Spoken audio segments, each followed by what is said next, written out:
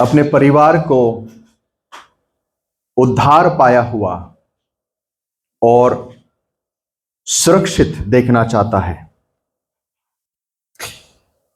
मुझे हमेशा वो बात बड़ी अद्भुत लगती है कि जिस रात पौल और सिलास जेल में थे और उस जेलर ने पौल को पूछा कि हे भाइयों, हमें बताना कि हम उद्धार पाने के लिए क्या करें। बड़ा ही डीप क्वेश्चन उसने पूछा for a first encounter.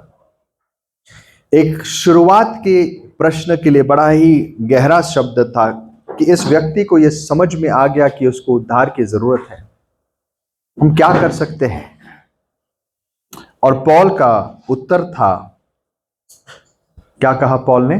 Believe, प्रभु यीशु मसीह पर विश्वास रख तो तू और तेरा घराना उद्धार पाएगा।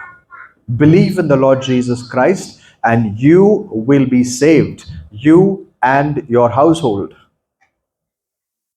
मेरा मानना है कि यह प्रॉमिस, ये वाक्य प्रभु ने उस जेलर से कहा, लेकिन यह वाक्य आज हमारे लिए भी एक प्रॉमिस है। It is something that applies to अस।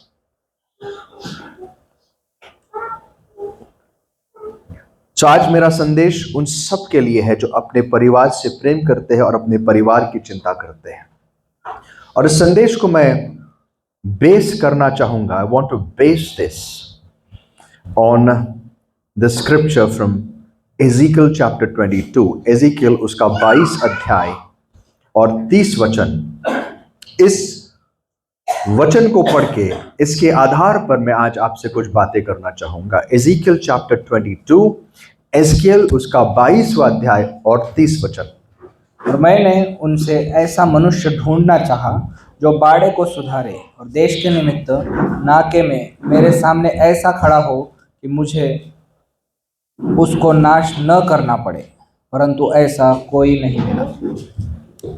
एजिकल ये संदेश उस समय देता है जब इज़राइल की आधी प्रजा बेबीलोन में बंदवाई में जा चुकी थी। एजिकल खुद बंदवाई में था और इज़राइल में कुछ बचे हुए लोग अब भी इस उम्मीद में जी रहे थे कि हमें कुछ नहीं होगा।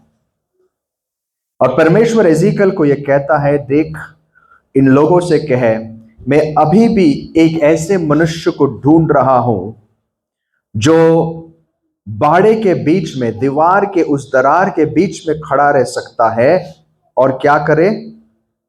इस पृथ्वी के या इस जमीन के बिहाफ पर इनके तरफ से मेरे लिए विनती करे। I looked for someone among them who would build up the wall and stand before me in the gap on behalf of the land, so I would not have to destroy it. मेरे सामने और इस जमीन के सामने वो खड़ा रह सके, इस देश के सामने, इन लोगों के सामने खड़ा रह सके, ताकि मुझे इसको नाश न करना पड़े। लेकिन प्रभु कहता है, मुझे एक भी ऐसा व्यक्ति नहीं मिला। What that tells us is, अगर सही मनुष्य हो तो एक मनुष्य काफी है। एक मनुष्य काफी है एक पूरे देश को बचाने के लिए।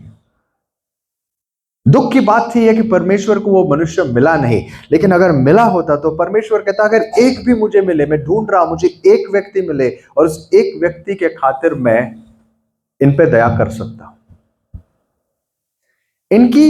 इसकी उदाहरण, इसका एक अच्छा उदाहरण हमें इसके सालों पहले इनके बाप दादा के जीवन से मिलती है। अब्राहम, जब परमेश्वर ने सोचा मैं सोडम और गमोरा का नाश करूंगा, और सोडम में अब्राहम का भतीजा रहता था, तो जिस समय प्रभु सोडम का नाश करने आया, वो अब्राहम के साथ बात करता है और अपने मन में कहता है कि क्या मैं इतनी बड़ी बात मेरे मित्र से छुपा सकता हूं? और परमेश्वर को ये इसलिए लगा क्योंकि परमेश्वर जानता था कि अब्राहम उसका मित्र है, लेकिन उसके मित्र का परिवार सोडम में है, जिस सोडम पर वो अग्नि बरसाने वाला है कुछ ही समय में। सो मैं अब्राहम से कैसे छुपाऊं? एंड एज एक्सपेक्टेड, जब प्रभु ने ये न्यूज उसको अनाउंस कर दिया कि अब्राहम मैं करने वाला हूं, अब्राहम का दिल टूट गया, वो बड़ा व्याकुल हो गया और परमेश्वर से विनती करने लगा। हालांकि उसने डायरेक्टली ये नहीं कहा प्रभु तू लोथ को छोड़ दे, उसको बचा दे। उसने कहा प्रभु अगर वहां पर 10 लोग तुझे मिले, तू न्यायी है, तू न्याय लाने वाला है, मैं उसके बीच में नहीं आऊंगा। लेकिन अगर 10 लोग, पहले से शुरू करता है 50 से, और फिर वो गिनते गिनते 10 तक आता है, बोलता इतने तो मिले तो आप छोड़ दोगे क्या? प्रभु उसकी हर विनती को मानता है। और आखिर में परमेश्वर के नजरों में वहां कितने लोग भी नहीं थे? कितने? 5 भी नहीं थे। और परमेश्वर अग्नि भेजता, लेकिन एक वाक्य बड़ी सुंदर तरीके से हमारे लिए रिकॉर्ड किया गया। जेनेसिस चैप्टर 18 वर्स 23 पढ़िए। उत्पत्ति 18 और 23 से लेकर। तब इब्राहिम उसके समीप जाकर कहने लगा, क्या सचमुच दुष्ट के संग धर्मी को भी नाश करेगा? कदाचित उस नगर में 50 धर्मी हो, तो क्या तू सचमुच उस स्थान को नाश करेगा? 32 में, उसके अंत में। फिर उसने कहा, हे प्रभु क्रोध न कर, मैं एक ही बार और कहूंगा, कदाचित उसमें 10 मिले। 10। उसने कहा, तो मैं 10 के कारण भी उनका नाश न करूं। यहां पर आके रुकता है, लेकिन इतने भी नहीं मिले। उसके बाद 19 अध्याय में और 29 में हम जाके पढ़ेंगे। और ऐसा हुआ कि जब परमेश्वर ने उस तराई के नगरों को जिनमें लूत रहता था उलट पुलट कर नाश किया, तब उसने इब्राहिम को याद करके लूत को उस घटना से बचा लिया। प्रभु जानता था अब्राहम किसके लिए प्रार्थना कर रहा है। प्रभु जानता है अब्राहम क्या करने की कोशिश कर रहा था। उसकी प्रार्थना सुनी भी, लेकिन अब्राहम के कंडीशंस भी, अब्राहम को लगा मैं इतना मांगूंगा तो एटलीस्ट हो जाएगा, वो भी नहीं हुआ। लेकिन प्रभु जानता था उसके दिल में क्या है। अब्राहम ने इनडायरेक्टली प्रार्थना की, प्रभु ने उसके दिल की पुकार को सुना और कहा ठीक है, मैं जानता तू किसके लिए प्रार्थना कर रहा है। उसने पूरे शहर को नाश कर दिया, लेकिन नाश करते समय क्या लिखा है? उसने अब्राहम को याद किया और उसके भतीजे लूत को वहां से बचा लिया। He brought him out of the catastrophe. So दोस्तों, आज मेरा संदेश बहुत ही सिंपल है पर बहुत ही इंपॉर्टेंट है। I want to talk about how to save your family. आप अपने परिवार को कैसे बचा सकते हो।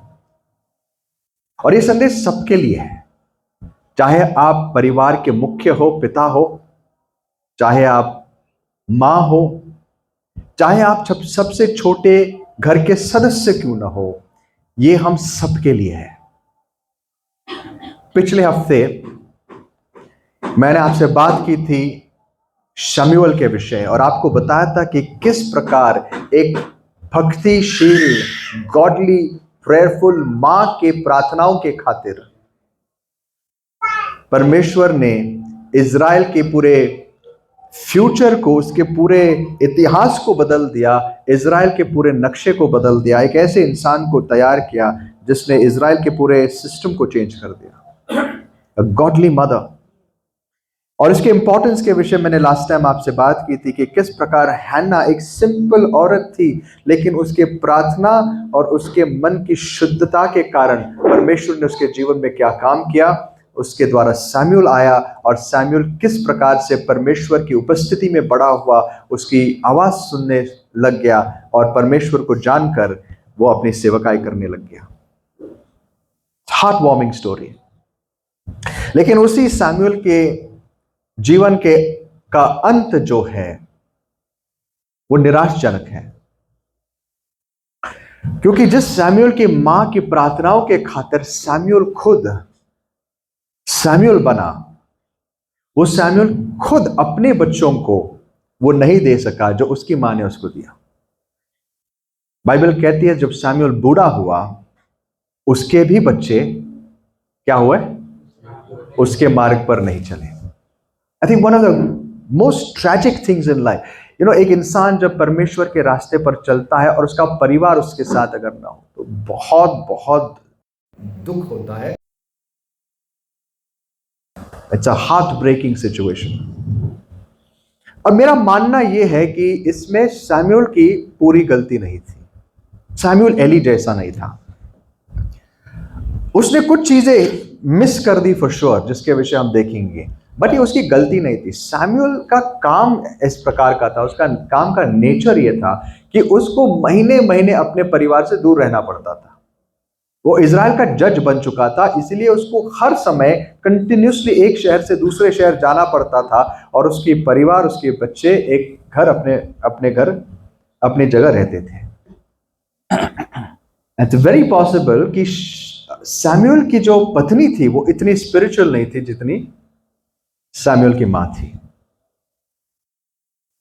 एंड अनफॉर्चुनेटली अगर सैमुअल चाहते हुए भी अपने बच्चों को वो नहीं दे सका, क्योंकि जो इनिशियल ईयर्स होते हैं ना, सबसे शुरुआत के साल सबसे इंपॉर्टेंट होते हैं। वो साल अगर सही चले गए, मैंने लास्ट टाइम आपको कहा था, बच्चे के लिए सबसे इंपॉर्टेंट साल होते हैं उसके शुरुआत के साल, और उस समय में उसके लिए सबसे इंपॉर्टेंट होती है उसकी माँ। अगर उसकी माँ गॉडली है, उसकी माँ परमेश्वर का भय मानने वाली है, पवित्र है, गॉड फियरिंग है, प्रेयरफुल है, तो वो बच्चे की जिंदगी संवर जाती है, बन जाती है। एंड ऑफ कोर्स माँ अगर वैसी है तो उसका मतलब पिताजी उससे बेटर होना चाहिए। That's the expectation. और पिछले हफ्ते मैंने इस पर काफी चर्चा की, लेकिन आज मेरा संदेश सिर्फ माँ बाप के लिए नहीं, मेरा संदेश सबके लिए, आज हम सबके लिए, क्योंकि हम में से हर एक व्यक्ति आज उस दरार में खड़ा हो सकता है। अगर आप चाहते हैं कि आपका परिवार बच जाए, तो आपको और मुझे आज उस दरार में खड़ा होना सीखना पड़ेगा। सो हम क्या कर सकते हैं? अगर मैं चाहता हूं मेरा परिवार बचे, सबसे पहले ये चाहत आनी चाहिए। अगर मैं मेरे परिवार की चिंता ही नहीं करूं, तो मेरे परिवार के लिए कुछ करने का सवाल ही नहीं उठता। मैं अपनी ड्यूटी पूरी करूंगा, मैं उनके लिए कमाऊंगा, उनके लिए थोड़ी धन इकट्ठा करूंगा, मैं अपने उनको पढ़ाऊंगा, लिखाऊंगा, and I think I have done my duty. This is how the world thinks. ये एक सामान्य दुनियावी मनुष्य की सोच है, जिसको लगता है उसने बहुत बड़ा काम किया कि मैंने मेरे बच्चों के लिए प्रोवाइड किया, घर दिया, ये किया, वो किया, एंड आई एम डन। नहीं, this is the bare minimum. ये तो हीदन्स भी करते हैं। एक विश्वासी के लिए सबसे इंपॉर्टेंट होना चाहिए, प्रभु मैं और मेरा घराना तेरी सेवा करे, हम सब तेरे राज्य में रहे। यह हमारी प्राथमिकता होनी चाहिए। As for me and my family, we will serve the Lord. किसने कहा? यहोशुआ ने कहा। एक विश्वासी की सबसे बड़ी प्राथमिकता होती है कि वो खुद परमेश्वर के राज्य में रहे और अपने परिवार को वहां पहुंचाए। आइडली पिता होना चाहिए। अगर कई बार ऐसे होता है, माँ बाप, भाई बहन कोई विश्वास में नहीं होते, एक सबसे छोटा लड़का आ जाता है, लड़की आ जाती है, कोई बात नहीं, ये प्रॉमिस आपके लिए भी है। अगर तू विश्वास करे तो तू और तेरा घराना उद्धार पाएगा, तू जरिया बन सकता है। तो ये हमारी चिंता होनी चाहिए। तो अगर हमारे पास ये चिंता है, अगर हमारा ये बर्डन है, तो हम आगे के संदेश को सुनने के लिए तैयार है कि हम क्या करें। यहां पर मेरा सबसे पहला एडवाइस, जो मैं खुद फॉलो करता हूं, जो मैं खुद जब प्रभु से मांगता हूं, ये प्रभु जो मुझे समझाता है, मेरे विचारों में जो चीजें मुझे प्रकट करता है, मैं आपके साथ शेयर कर रहा हूं। और वो चीज ये है, अगर आपको आपके परिवार को बचाना है, अगर आपको आपके परिवार को बचाना है, तो सबसे पहले आपको खुद पूरी तरीके से बचना चाहिए। You need to be saved. अगर आपको आपके परिवार को बचाना है, तो सबसे पहले आपको अपने ऊपर काम करना पड़ेगा। आपको प्रभु के नजदीक रहना पड़ेगा, आपको प्रभु के रास्ते पर महिमा से महिमा बढ़ना पड़ेगा। You need to get close to God. आप अगर प्रभु के नजदीक नहीं हो, आपके जीवन में कोई इंफ्लुएंस नहीं होगा। आपको पता है, आज भी लोग जब दुनिया में किसी बड़े मंत्री के पास जाना चाहते हैं, वो ऐसे इंसान को ढूंढते हैं जो उसका क्लोज है कि नहीं। इसको हम क्या बोलते हैं? वसीला। क्या बोलते हैं? वसीला। अगर आपकी ऐसी कोई पहचान है जो कोई नेता को पहचानता है, तो आप नेता के पास तो नहीं जा सकते, लेकिन इस वसीले के थ्रू आपको एक एक्सेस मिलता है, क्योंकि वो बोलता है डरो मत, मैं बहुत नजदीक हूं, मंत्री जी मेरे दोस्त हैं, मैं तुम्हारा काम कर दूंगा। खैर, स्वर्ग के राज्य में वसीला नाम की चीज नहीं है, लेकिन उस प्रकार का नहीं है, लेकिन उस कॉन्सेप्ट के रिलेटेड एक कॉन्सेप्ट है। आप प्रभु के जितने नजदीक रहोगे उतना ज्यादा इन्फ्लुएंस आपका दूसरों पर पड़ेगा, उतना ज्यादा आपके द्वारा प्रभु काम करेगा। The reason Abraham's prayer was effective was because he was the friend of God. Abraham की प्रार्थना प्रभु ने क्यों सुनी? अब्राहम की प्रार्थना को प्रभु ने स्मरण क्यों किया? क्योंकि अब्राहम को ऐरा गहरा नहीं था, वो परमेश्वर का मित्र था। आपको पता है, एक ऐसी पीढ़ी जहां पर लोगों ने परमेश्वर को इतना दुख पहुंचाया, मतलब परमेश्वर गुस्से से, there are very few instances Bible में जहां पर आप देखते हो परमेश्वर का गुस्सा उबल के निकल आता है। और ऐसा एक समय आया था जब परमेश्वर ने इजराइल की प्रजा को ऊपर प्रभु विधि दे रहा है, ये मेरे लोग हैं, मैं इनके साथ रहूंगा, मैं इनको वाचा इनके साथ बना रहा हूं, और प्रभु वहां नियम दे रहा, और नीचे यहां बछड़े बनाकर उसकी उपासना कर रहे हैं, व्यभिचार कर रहे, पता नहीं क्या कर रहे, इतना भयंकर पाप चल रहा था। प्रभु मूसा को भेजता है, अब चल तू नीचे जा, देख क्या हो रहा है। और जब ये लोग मूसा नीचे आता है, वो गुस्सा मूसा को भी आता है। बाइबल कहती है प्रभु इतना गुस्सा हुआ था कि प्रभु कहता है मूसा अब तो सरक, मैं इनको मारने वाला हूं, मैं सबको खत्म कर दूंगा। बाइबल कहती है वहां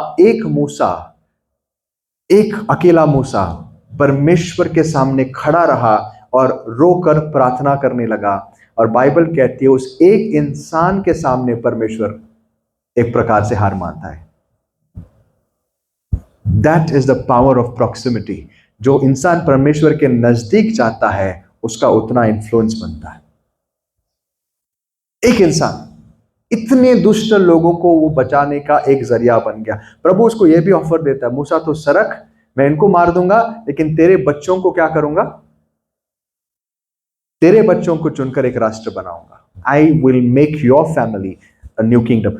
मूसा कहता नहीं प्रभु, ये तेरे लोग हैं, तो अगर ये करेगा तो दुनिया क्या कहेगी? It's like he is coaxing God. वो परमेश्वर को कन्विंस कर रहा है, प्रभु सोच क्या कर रहा है तू। इट्स एन अमेजिंग पैसेज अगर आप सोचे तो।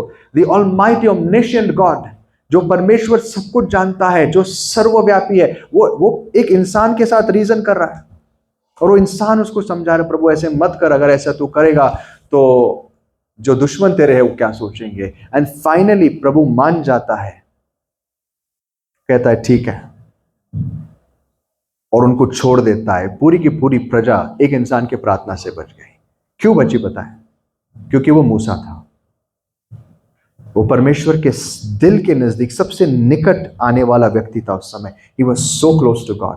तो अगर आपको किसी को बचाना है, मुझे किसी को बचाना है, हमें सबसे पहले क्या करना पड़ेगा? हमें परमेश्वर के नजदीक जाना पड़ेगा, तब हमारी प्रार्थना किसी और की काम आएगी। सिर्फ प्रार्थना करना काफी नहीं है। सवाल है कि कौन प्रार्थना कर रहा है। सिर्फ प्रार्थना करना काफी नहीं। मैं तो रोज प्रार्थना करता हूं, ठीक, अच्छी बात है। बाइबल क्या कहती है? बाइबल कहती है, जेम्स चैप्टर 5 वर्स 16 पढ़ी, याकूब 5 और 16, याकूब उसका 5वां अध्याय और 16 वचन। इसलिए तुम आपस में एक दूसरे के सामने अपने अपने पापों को मान लो और एक दूसरे के लिए प्रार्थना करो, जिससे चंगे हो जाओ। धर्मीजन की प्रार्थना के प्रभाव से बहुत कुछ हो सकता है। किसके प्रार्थना के प्रभाव से? धर्मीजन के प्रार्थना के प्रभाव से बहुत कुछ हो सकता है। सो सवाल यह नहीं कि हम कितना प्रार्थना करते हैं, इंपॉर्टेंट सवाल है, लेकिन उससे भी इंपॉर्टेंट सवाल है कि हम कौन प्रार्थना कर रहा है, हमारा प्रभु के साथ क्या रिश्ता है। That is even more important. धर्मी जन की प्रार्थना का प्रभाव बहुत होता है। So the way to save your family is to first save your self. अपने आप को परमेश्वर के पास जितना हो सके, दुनियादारी से दूर हो। अगर आपको दूसरे को बचाना है, आपको खुद सेल्फ सैक्रिफिशियल बनना पड़ेगा। मैं दुनिया से दूर जाना चाहता हूं, मैं हर वो चीज को अपने जीवन से दूर करना चाहता हूं जो मेरे और प्रभु के बीच आएगी। मैं हर पाप को त्यागना चाहता हूं, मेरे हर जीवन के हर रिश्ते को ठीक करना चाहता हूं। Lord, I want to follow you wholeheartedly. मैं तेरे पीछे चलना चाहता हूं। और तब हमारा जीवन दूसरों को बचाने का काम आएगा।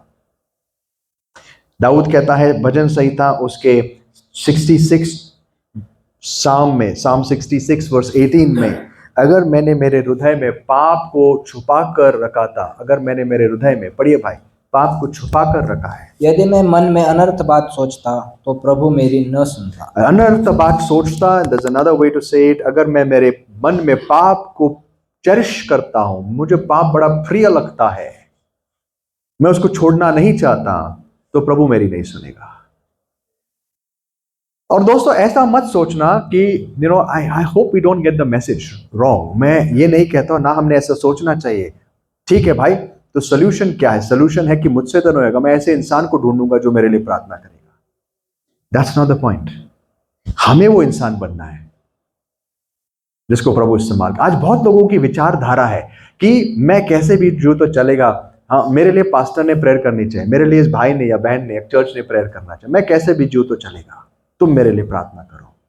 That itself is ridiculous. ये परमेश्वर की नजरों में बड़ी मूर्खता है। इसका मतलब क्या है? इसका मतलब वही है जो इजरायलियों ने कहा, मूसा तू जाके परमेश्वर से बात कर, हमें नहीं करना, हम नहीं आना चाहते उसके नजदीक, तू जा, सुन और हमको बता।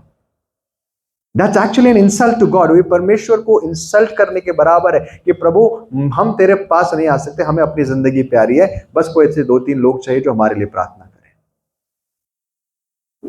तब उनकी भी प्रार्थना हमारे लिए काम नहीं आएगी।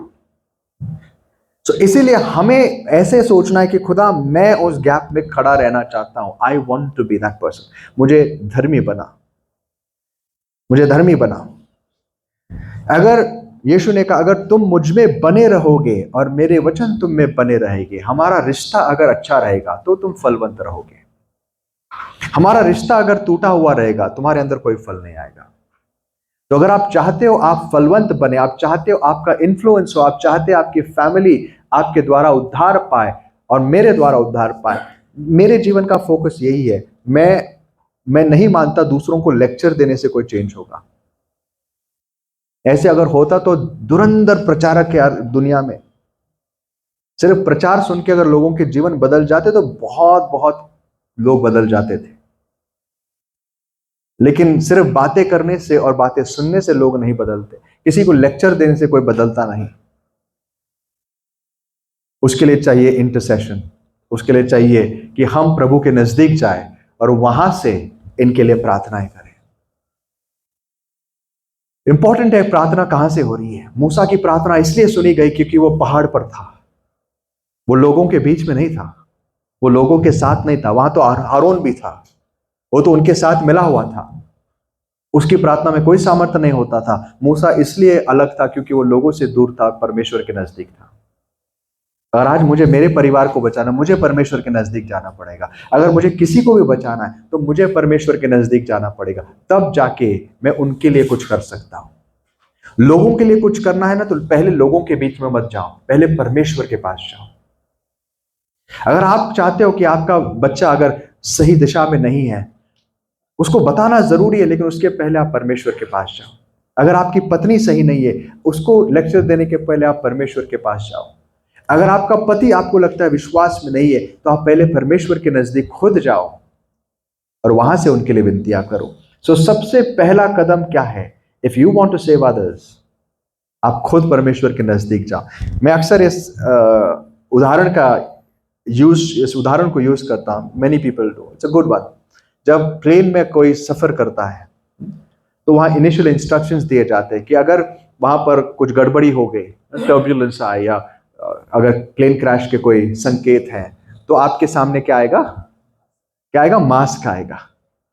आई एम श्योर जो लोग गए हैं प्लेन में उनको पता है एटलीस्ट है, नहीं तो देखा होगा वीडियो, मास्क कैसे आता है। और वहां पे जो एयर होस्टेस है वो आपको इंस्ट्रक्शंस देती कि अगर मास्क नीचे आए तो क्या करो। हाँ, पहले 10 लोगों को मास्क पहनाने मत जाओ, तो उनको मास्क पहनाते पहनाते तुम्हारी जान चली जाएगी। पहले क्या करो?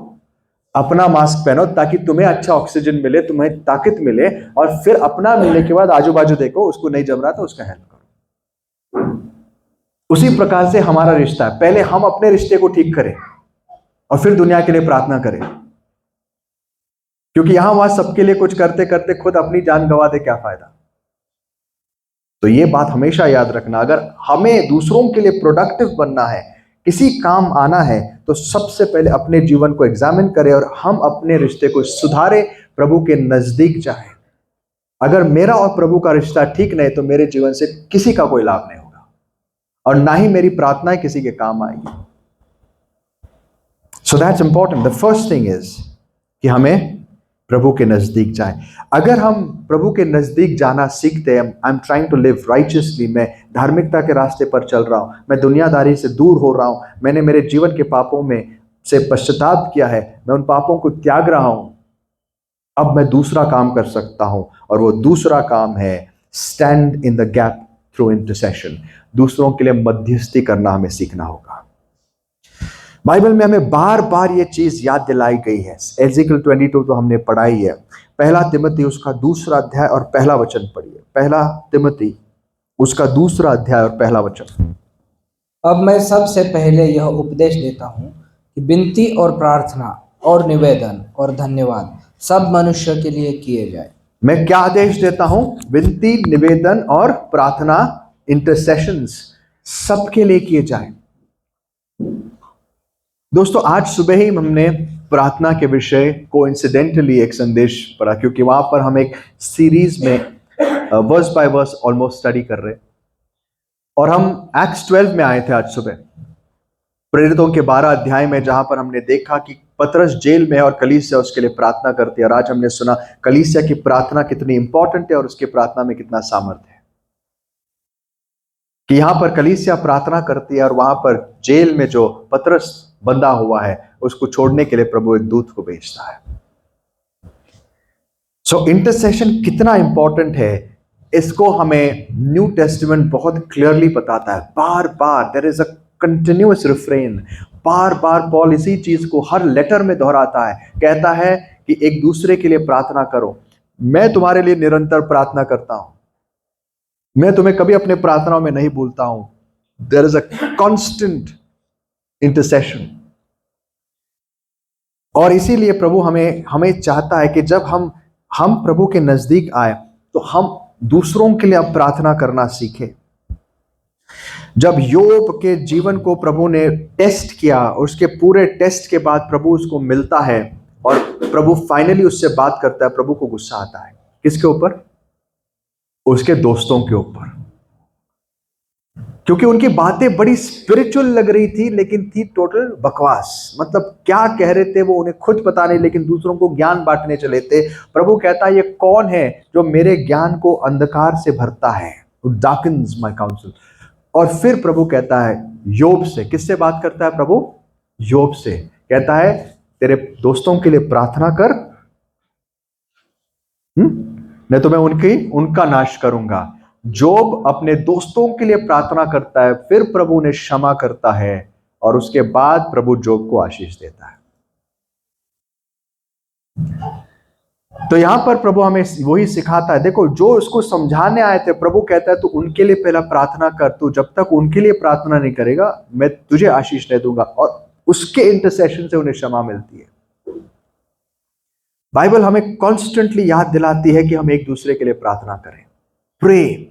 अगर आप किसी को उद्धार पाया हुआ देखना चाहते हो तो आपको उसको प्रार्थना में उठाए रखना बहुत जरूरी है। एक बार नहीं, 2 बार नहीं, बार बार, निरंतर, जब तक तुम्हें जवाब नहीं मिलता। पॉल हमें कहता है प्रे विदाउट सीजिंग, 1 Thessalonians 5:17। निरंतर क्या करो? निरंतर का मतलब यह नहीं कि continuous, every minute, every second. निरंतर का मतलब है बिना हार माने, बिना हार माने, जब तक तुम्हें जवाब नहीं मिलता।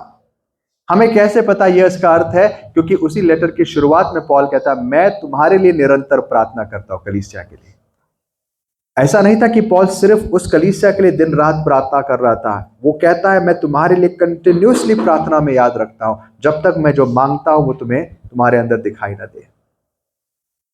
वो स्त्री जिसके विषय प्रभु ने हमें क्या कहा, वो विधवा जो अपने हक के लिए न्यायाधीश के पास जाती है और बोलती है प्लीज मुझे न्याय दिला दे, वो नहीं देता है। वो घर चली जाती है, वापस दूसरे दिन आती है, फिर से बोलती है मुझे न्याय दिला दे, फिर से नहीं बोलता है। वो फिर से आती है, फिर से नहीं बोलता है, फिर वो इतनी बार आने लगती है कि न्यायाधीश जज परेशान होकर क्या बोलता है, यार छोड़ दे इसकी, ये औरत मुझे पागल कर देगी। जल्द से जल्द ऑर्डर कर देता है, इसकी जो जमीन वगैरह जो जो है सेटल कर दो, इसके हवाले कर दो, इससे जान छूट जाएगी। अब प्रभु कहता है ये दुष्ट जज अगर किसी के बार बार आने से उसकी प्रार्थनाओं को मानता है, तुम्हारा अच्छा पिता जो तुम्हें हमेशा अच्छा देना चाहता है, क्या तुम्हारे मांगने से नहीं देगा?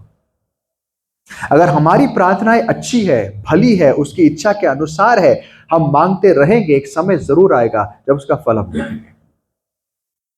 पर हार नहीं मानना है, हार नहीं मानना है। मैं हमेशा आपको जॉर्ज म्यूलर की उस कहानी को याद दिलाता हूं, कई बार सुने लेकिन इट्स वर्थ रिपीटिंग।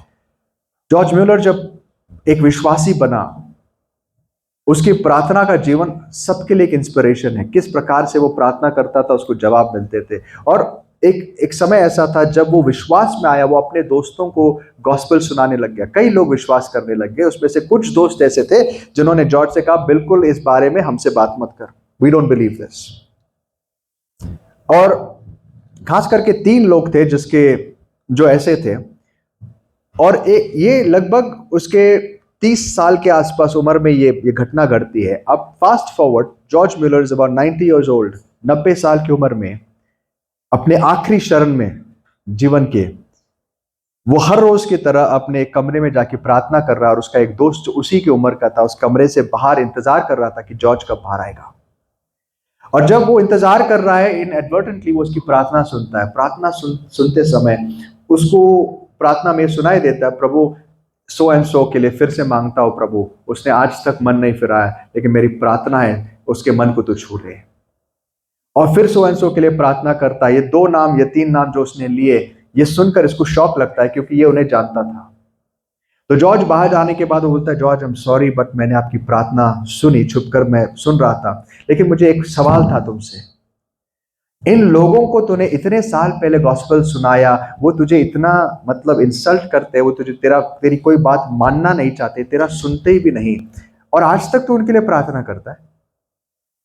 तो जॉर्ज ने कहा, यार तुझे क्या लगता है कि जिस दिन से मैंने उनको उस गॉस्पेल सुनाया और उसके बाद उन्होंने जब रिजेक्ट किया, मैंने उनके लिए प्रार्थना छोड़ना बंद कर दिया? उस दिन से लेके आज तक एक ऐसा दिन नहीं था जब मैंने उनके लिए प्रार्थना नहीं की होगी। And it so happened that कुछ ही समय के बाद इस घटना के जॉर्ज मर जाता है। एंटायर पूरा का पूरा ब्रिस्टल शहर थम जाता है, क्योंकि इसकी सेवकाई उतनी थी अनाथों के बीच में। और उसके फ्यूनरल में इतने सारे लोग आते, पूरा शहर लगभग वहां जमा होता है। और इसका जो दोस्त उससे बात कर रहा था वो भी वहां बैठा हुआ है। और आखिर में काफी समय के बाद जब लोग रोकर घर जा रहे थे, भीड़ कम हो रही थी, उस भीड़ के आखिर में ये इंसान अब घर जाने की तैयारी करता है। और वो अचानक से दिखता है दूर एक पेड़ के पीछे से एक इंसान, बड़ा बूढ़ा सा इंसान झुका हुआ चल के आता है उसके कब्र के पास, और वहां पर घुटने टेक कर फूट फूट कर रोने लगता है। तो ये नजदीक जाकर देखता है, उसको ताज्जुब लगता है, ये वही इंसान था जिसके लिए जॉर्ज 60 साल से प्रार्थना कर रहा था। कितने साल से? 60 साल से। और वो फूट फूट कर रोता है वहां पर, और फाइनली अपने आप को सरेंडर करता है, प्रभु मैं तेरे सामने घुटने टेकता हूं, मुझे क्षमा कर। वो पश्चाताप करने लगता है, अब प्रभु को अपना जीवन समर्पित करता है। जॉर्ज म्यूलर की जो आखिरी प्रार्थना थी उसकी आखिरी दोस्त के लिए, वो कब सुनी गई पता है? उसके मरने के बाद उसकी कब्र पर। That's the power of intercession. उसके पहले जो दोस्त थे, उसके मरण के थोड़े ही पहले उसके पास आते हैं और उनका भी उद्धार हो जाता है। These are true stories, amazing stories। ये इस प्रकार से जब हम देखते हैं, ये हमें प्रोत्साहन देना चाहिए। All is not lost. जब हम हमारे जीवन में शायद पास्ट में क्या कुछ हुआ होगा उसको हम कंट्रोल नहीं कर सकते, लेकिन आगे हम जरूर हमारे भविष्य को चेंज कर सकते हैं थ्रू प्रेयर। और इसीलिए आज मैं फिर से शाम को वही दोहराऊंगा जो मैंने सुबह कहा था। आज जब आप घर जाते हो, परमेश्वर से एक वरदान मांगना, खुदावन मुझे जकरिया 12:10 के अनुसार जो तूने वायदा किया था, उस वायदे को मेरे जीवन में पूरा करना। मैं क्या करूंगा? मैं तुम्हारे ऊपर करुणा और प्रार्थना की आत्मा को उंडेलूंगा। प्रभु वो अभिषेक आज मेरे ऊपर उंडेल, ताकि आज से मैं एक प्रार्थना करने वाला व्यक्ति बन जाऊं। Give me the anointing of prayer, कि प्रार्थना मेरे लिए एक लाइफस्टाइल बन जाए। सो प्रे विदाउट सीजिंग। जब आप खुद परमेश्वर के नजदीक हो, दूसरी चीज आपको क्या करनी है? प्रार्थना करो। घर में चीजें ठीक नहीं है, प्रार्थना करो। अपने शब्दों से सुधारने की कोशिश मत करो। ऑफकोर्स उसकी जगह है, प्रभु आपको बताएगा कब क्या बोलना है, लेकिन प्रार्थना करो। Pray for it all the time. आप किसी डिफिकल्ट इंसान के साथ जीते हो या किसी के साथ काम करते हो, प्रार्थना करो कंटिन्यूसली और फिर उसका सामना करो। लेकिन प्रार्थना ऐसे मत करो जैसे कि आप रिवाज कर रहे हो। बाइबल कहती हमें रोम करास उसका 10वां अध्याय और उसके पहले वचन में, रोम करास 10:1। हे भाइयों, मेरे मन की अभिलाषा और उनके लिए परमेश्वर से मेरी प्रार्थना है कि वे उद्धार पाए। मेरे मन की क्या है? अभिलाषा। अभिलाषा। It is my heart's desire. Paul अपने साथी यहूदियों की बात कर रहा है। वो कहता है कि मेरे दिल की ये पुकार है, it is my heart's desire and prayer to God that they should be saved, कि ये लोग बच जाए, इनका उद्धार हो। ये मेरे हृदय की प्रार्थना है। गलती करास 6:1 और 2 में हमें कहा एक दूसरे के बोझ को उठाओ। खास करके 2 वचन में लिखा है, गलती करास 6:2, एक दूसरे के बोझ। पढ़िए भाई। तुम एक दूसरे के भार उठाओ और इस प्रकार मसीह की व्यवस्था को पूरी करो। मसीह की व्यवस्था क्या है दोस्तों? मसीह की व्यवस्था है कि मसीह अपने लिए नहीं जिया, और उसकी व्यवस्था है कि हम भी अपने लिए नहीं जिए। We are called to live for others. हम जब प्रभु के नजदीक आते हैं, वो इसलिए आते हैं ताकि हम दूसरे के काम आए। आज हमारे कई नए भाई बहन हैं, कई लोग विश्वास में नए हैं। उन्हें पुराने लोगों की, उन लोगों की प्रार्थना की बहुत जरूरत है जो खुद परमेश्वर के नजदीक है। कब लोगों के जीवन में काम होगा, कब लोगों के जीवन में परिवर्तन होगा? जब उनके लिए मध्यस्थ करने वाले कोई होंगे, जो गैप में खड़े होकर प्रार्थना करेंगे। अगर हमें लगता है कि हमारे बच्चे एक बहुत बड़े युद्ध में हैं, वी ऑल कैन रिलेट, कि जिस युग में हम जीते हैं, कि जिस दुनिया में हम जीते हैं, उस दुनिया में आज इतना स्ट्रॉन्ग प्रभाव है शैतान का। उसके खिलाफ लड़ना आसान है हर साइड से, चाहे वो पॉलिटिकल हो, चाहे वो स्पिरिचुअल हो, चाहे वो मॉरल हो। हर एरिया से हम पर दबाव है, हम पर खतरे, हम पर हमले होते हैं।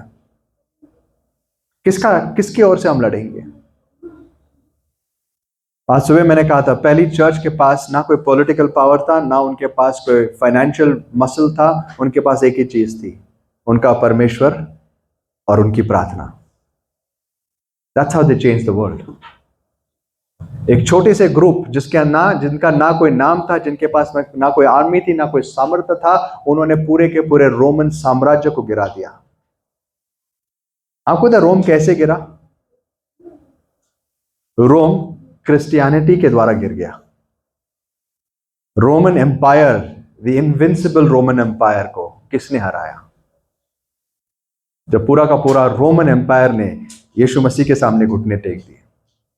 वही रोमन एम्पायर जो क्रिश्चियंस को प्रोसिक्यूट करता था, अब वही रोम पूरे के पूरे राज्य में अनाउंस करता है, अब कोई प्रभु नहीं, हमारा प्रभु यीशु है, and we bow down to Christ. Christianity is our official religion. यही डैनियल ने देखा था। डैनियल ने क्या देखा? जो पत्थर पैर पर लगता है, सारे राज्यों को गिराता है, और उसके द्वारा एक इतना विशाल राज्य बनता है जो पूरी दुनिया में फैलता है। लेकिन ये राज्य बना कैसे? ये राज्य फैला कैसे? वो लोग जो ये राज्य फैला रहे थे, उनके पास एक हथियार नहीं था, उनके पास कोई पावर नहीं थे। बाइबल कहती है हमारे हथियार शारीरिक नहीं है, हमारे हथियार आत्मिक है, बहुत सामर्थ्यवान है, जो गढ़ों को ढाते हैं, जो विचारों को मसीह के बंधक बनाते हैं। वो विचारधाराओं को बदलते हैं, लोगों के हृदय और मन को बदल देते हैं, वो कल्चर्स को बदल देते हैं। जो लोग जंगलों में एक दूसरे को मार काट कर खाते थे, वो सभ्य बनकर दूसरों को पवित्रता और सभ्यता सिखाते हैं। ये सब उन्होंने प्रार्थना द्वारा किया। So that's what we need today. आज हमें जरूरत है दोस्तों। आज मैं एक चीज मैंने सुबह भी कही और फिर से कहता हूं, दो चीज विश्वासियों के लिए बहुत मुश्किल है आज के जमाने में। एक है प्रार्थना और दूसरी है एकता। शैतान जानता है कि अगर ये दो चीजें हम चर्च में न आने दे तो हमारे पास कोई सामर्थ्य नहीं होगा। प्रार्थना और एकता। अगर प्रार्थना लोग करने भी लग गए तो एकता को वो भंग कर देगा, जिससे उनकी प्रार्थना का कोई प्रभाव नहीं पड़ेगा। जिस घर में दरारें हो, जिस घर में विवाद हो, जिस घर में एक दूसरे के साथ पति पत्नी, बच्चे, माँ बाप, चाहे कोई भी रिश्ता हो, भाई बहन, अगर वहां पर दरारें है विश्वासी घरों में, चाहे आप कितनी प्रार्थना करो, कितना उपवास करो, आपके प्रार्थना का कोई जवाब नहीं मिलेगा। You will have zero influence. तो इसलिए सबसे पहली चीज जो आपको ठीक करनी है वो अपना रिश्ता प्रभु के साथ और अपना रिश्ता बाकी विश्वासियों के साथ, जब हम एक दूसरे के लिए प्रार्थना करते। जब मैं नया विश्वास में आया था दोस्तों, मुझे बहुत समझ नहीं थी। अगर मुझे आप 2 बाइबल के वचन खोलने लगाओ तो मुझे पता नहीं कितना टाइम लगता था। कुछ किताबें ऐसी थी तो मैंने सुनी भी नहीं थी। लैमेंटेशंस कहाँ होता है भाई, ये जरा ढूंढ लेते हैं। हबाक्कुक बाइबल में है क्या ऐसा कोई? ऐसी मेरी कंडीशन थी। पर उस समय भी मुझे एक चीज पता थी कि जब मैंने सच में प्रभु के उस अनुग्रह को अनुभव किया, आई वॉज ट्रूली सेव्ड। मुझे एक बात पता चल गई थी कि मेरा इसके साथ रिश्ता ठीक नहीं, इस व्यक्ति के साथ मेरा रिश्ता ठीक नहीं है, और मैं बड़ा रेस्टलेस हुआ। मुझे ये रिश्ता ठीक करना है प्रभु, जब तक ये ठीक नहीं होगा आई कांट, मैं और कुछ नहीं कर सकता।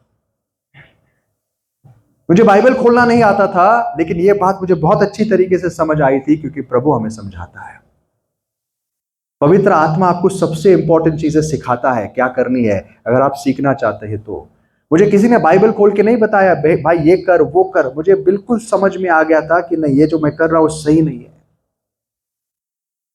उसके ऊपर हमें एक्शन लेना है। अगर पवित्र आत्मा आपको कन्विक्ट करता है तो आप उसके ऊपर कार्य करें। अगर नहीं करोगे तो कल वो कन्विक्ट करना छोड़ देगा, उसकी आवाज आप नहीं सुन पाओगे।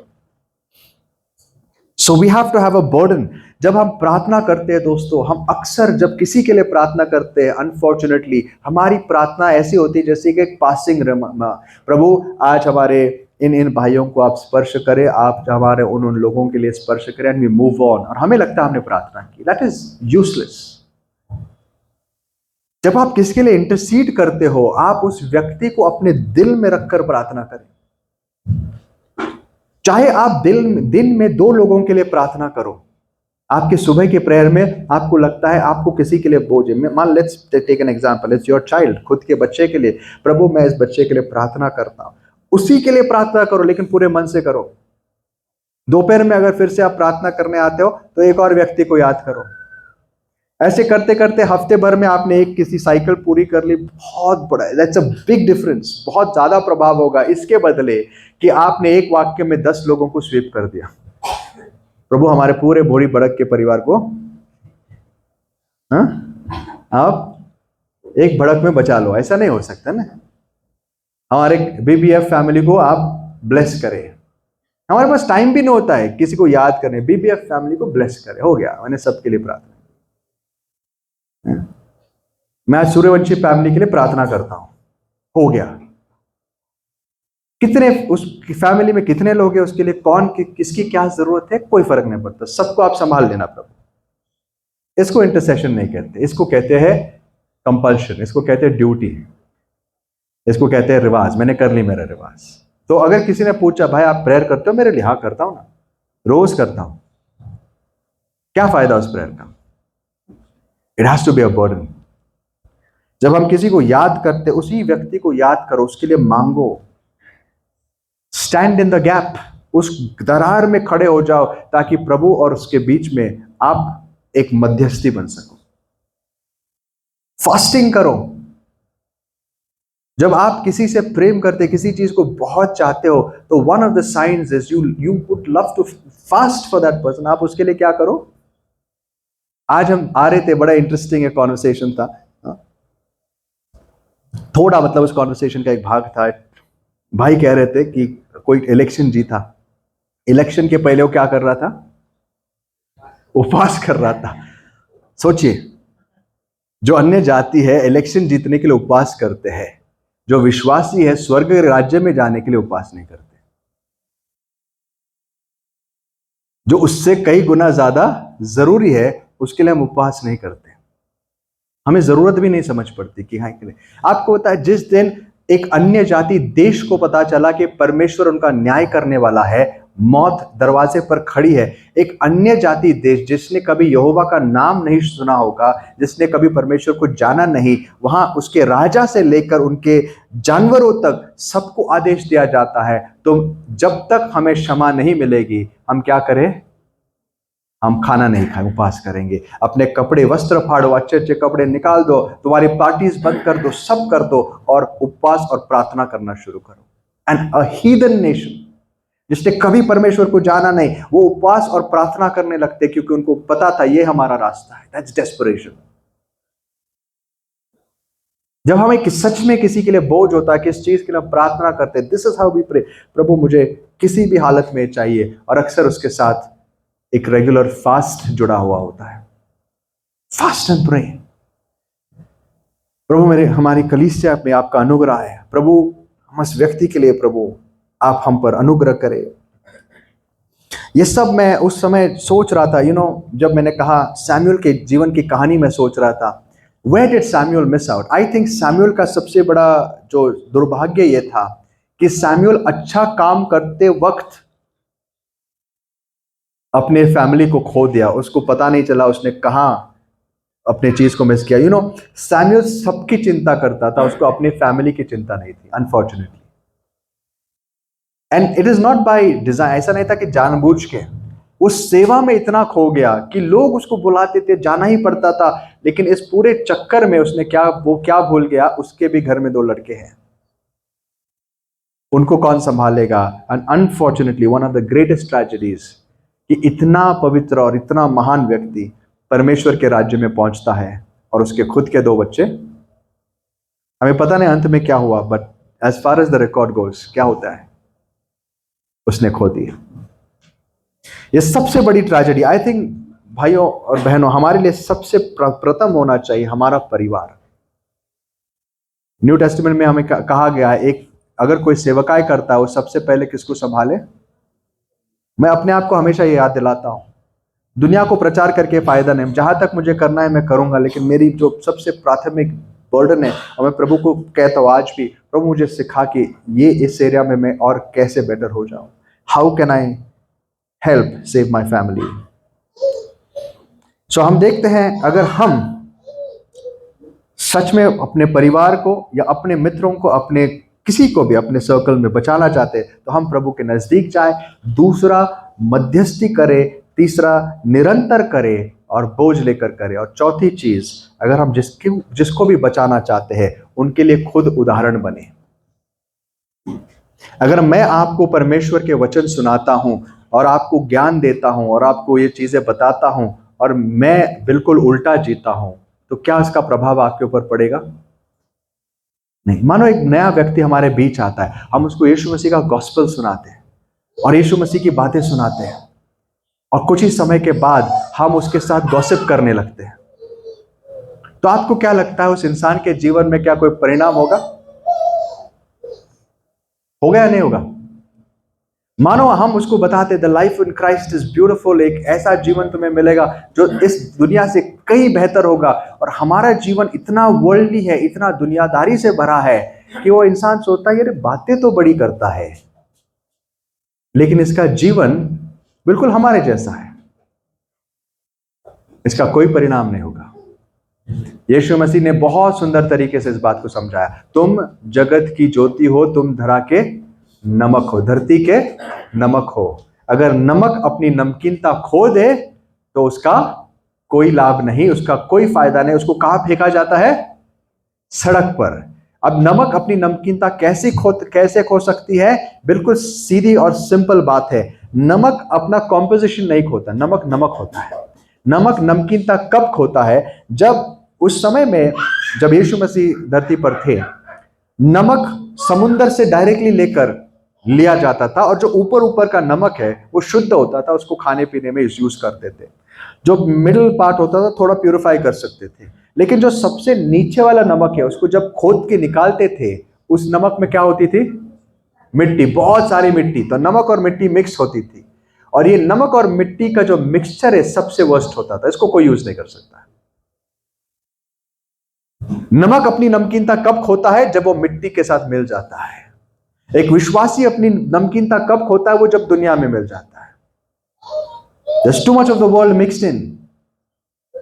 उसकी नमकीनता चली गई। अगर किसी की नमकीनता चली जाएगी तो उसका क्या काम? पैरों के तले। अब यह भी मुहावरा बड़ा सुंदर है। उस समय में इस मिट्टी को जो नमक से मिली हुई है उसको सड़कों पर डाला जाता था। क्यों? क्योंकि नमक थोड़ा सा हार्ड होता है, वो फर्मनेस देता है, तो रास्ते बड़े लेवल हो जाते थे। मिट्टी और नमक का मिक्सचर सबसे बेस्ट उसका यूज क्या है? What's the best you can use it for? सड़क बनाने के लिए। सारे लोग उसके ऊपर चल रहे हैं। वैसा ही एक विश्वासी जब दुनिया के साथ मिक्स होता है उसका क्या काम होता है?